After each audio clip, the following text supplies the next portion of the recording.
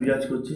উনি তো আলাদা মূর্তি, এনার আলাদা মূর্তি, কিন্তু আত্মাটার মধ্যে ওনার আত্মাটা এর মধ্যে ঢোকানো আছে। বলছে বংশ পড়ার পর আমি যেভাবে পরের পর আসবো, এনার পর আসবেন অবিন দাদা। আচার্য দাদার আগে ছিলেন সিসি দাদা, মানে ওনার বাবা। তার আগে ওনার বাবার আগে ছিল বর্দা। তো এই বর্দা যে ছিলেন, তখন ওই বর্দা থেকে স্টার্ট। বর্দা কি বলে দিলেন, আমি প্রতিটা বংশের বড় ছেলে হই, ঋতুর শরীরে আমি থাকবো। কিভাবে কিভাবে বুঝবি? আমি বুঝবি এইভাবে, আমি কিভাবে চলছিলাম, আমি কিভাবে বলছিলাম, আমি কিরম তাকিয়েছিলাম। আমার আব্বা বলে না, ঠিক বাবার মতো হয়েছে, ঠিক মায়ের মতো হয়েছে। মানে মা হয়তো চলে গেছে, কি বাবা হয়তো চলে গেছে, কি বেঁচেই আছে, বলে দিলি বাবার মতো মুখ হয়েছে, কি মায়ের মতো, কি দেখ বাবার মতো করছে, দেখ ঠিক, আর রংটাও বাবার মতো হয়েছে। এইগুলো আমাদের বংশ পরস্পর কিন্তু সবাই হয়ে আছে, শুধু ওনার শরীরে নয়, সবার। আমার শরীরে একটা বাবার, আমার কিছু একটা পেয়েছি, হয়তো মুখটা পেয়েছি আমি বাবার। এই হয়তো বাবা এটা পেয়েছে, ঝালটা খেতে ভালোবাসে না, আমি ঝাল খেতে ভালোবাসি না। এই জিনটা আমি থাকতেই থাকবে। ঠাকুর যেরকম বংশ পরস্পর রেখে গেছে, সেরকম যেরকম নারায়ণ, রাম, কৃষ্ণ, রামকৃষ্ণ স্বয়ং এই পরপর দিয়ে এসছে, আমাদের মধ্যে সেই আটই আছে।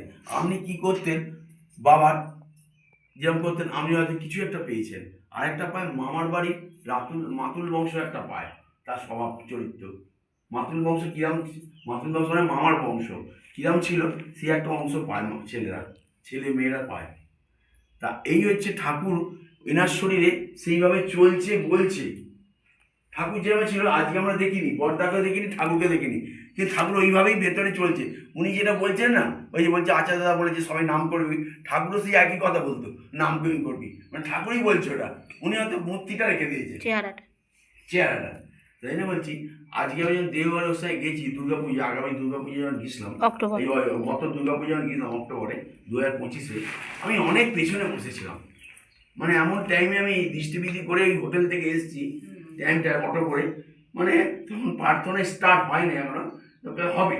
তা প্রার্থনা স্টার্ট হওয়ার আগে দেখবেন ওই দেওঘরেতে 1 ঘন্টা আগে লোক ভর্তি হয়ে যায়।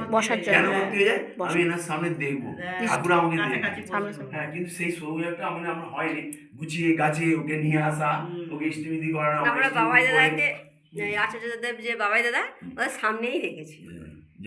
ওকে আর ছেলেকেও তারা বলেনি, একজন ছেলে আবার বলবি তুমি, ছেলে, তারপরে বউ, সবাইকেই দেখেছি সামনে। তা আমি অনেক পেছনে বসেছিলাম, পরে আমরাও দেখেছি, বুঝলেন তো, অনেক পেছনে। যেমন আচার্য দাদা এখানটা বসে আছে, আর আমি ওই সাইডটা বসে আছি, মানে ওনার সঙ্গে আমার কোনো কানেক্ট নেই। হ্যাঁ, আমি শুধু এরকম করছি, অনেক পেছনে এরকম করছি। হ্যাঁ, দ্বিতীয় দিন ওটা, প্রথম দিনে পেয়েছি দর্শন, দ্বিতীয় দিনে আমি আরেকবার যদি আমাকে দেখে, এরকম মাথা না, সব লোকের মাথা ভর্তি এরকম করছি। আর উনি বসে আছেন কেমন তো, মানে আমি মানে বসে আছি, এই আপনার যে বসে আছেন না, ওনার সাইডে আমি বসে আছি, মানে ওনার অনেকটা দূর হয়েছে, কিন্তু উনি সবসময় সামনে দেখছেন, ওইদিকে তাকাচ্ছেন, এরকমভাবে এসে বসেন, দেখবেন প্রার্থনা শেষ হয়ে এরকমভাবে বসেন। হওয়ার পর দেখলাম সত্যি, মানে আমি যেটা ভাবছি উনি জানেন, মানে অন্তর্যামী। কোথা থেকে এই ডান হাতের সাইডে আমি বসে আছি এরকম ভাবে, অবাক কাণ্ড। মানে আমি যেটা ভাবলাম তিনি সেটা জেনে গেছেন, যে আমি কি হয়েছে বলছিল না, ঠাকুর বলছে কি রে তুই ওখানে দাঁড়িয়েছিস কেন, এদিকে আয়, কিছু বলবি, কিছু কইবি। মানে এই হচ্ছে ঠাকুর, মানে এনার মধ্যে পুরো কিন্তু 100% ঠাকুর আছেন। ভাববেন না যে ঠাকুর চলে গেছেন, দেহ রেখেছেন বলে ও এই ফটোটা, ও কিছুটা আছে হয়তো, কিছু বলেন না, পুরোটাই ভাববেন ঠাকুর।